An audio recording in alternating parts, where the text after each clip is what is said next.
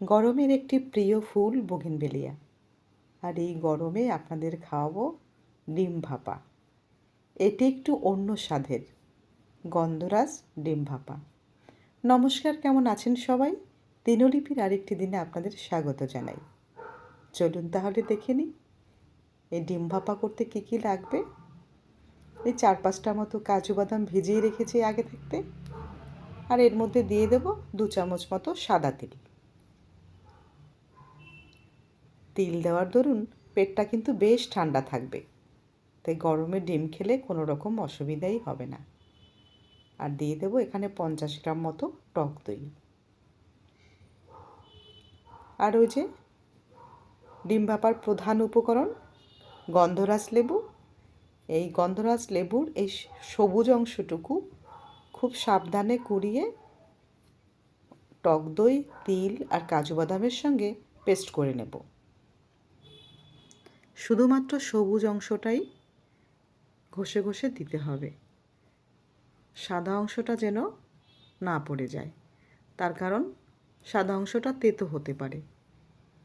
ডিমের মধ্যে শুধু নুন পড়বে, আর হলুদ, পেঁয়াজ, রসুন, আদা কোনো কিছুই যেহেতু পড়বে না, তাই গন্ধরাজ লেবুর এই গ্রেট করা সবুজ অংশটা একটু পরিমাণ মতো দিতে হবে,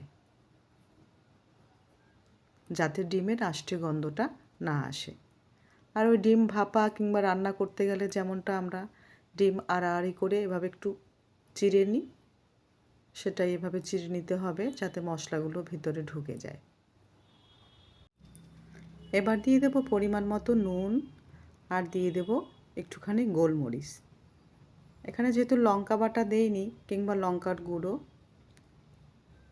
তাই একটুখানি গোলমরিচ দিয়ে দিলাম। আর এই বাটা মশলাটা অর্থাৎ দই, তিল আর ওই কাজু বাদাম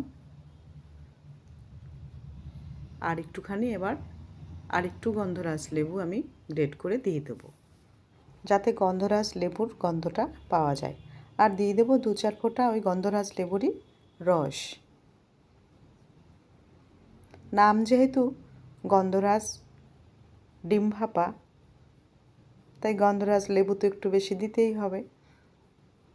এবার মিশিয়ে নেব, আর দিয়ে দেবো অল্প একটু জল। আর ওই যে লঙ্কা যেহেতু দেইনি, তাই কয়েকটি গোটা লঙ্কা ভাপা দিয়ে দিলাম। যদি মনে হয় যে খাবো, তাহলে গুলে খেয়ে নিতে পারবো। অল্প একটু জল দিয়ে এবার ভাপা বসিয়ে দেব ওই 8-10 মিনিট মতো। তারপরে দেখুন এরকম হয়ে গেছে। আমার মনে হচ্ছে দইটা একটু ফেটে গেছে, তাই আমি একটু দুশ্চিন্তায় ছিলাম, এবং রঙটা যেহেতু এতটাই সাদা, তাই ভাবলাম স্বাদ কেমন হবে জানি না, কিন্তু বিশ্বাস করুন খেতে অপূর্ব স্বাদ। যেমন এই ঝোলটুকু তেমন ডিমটি।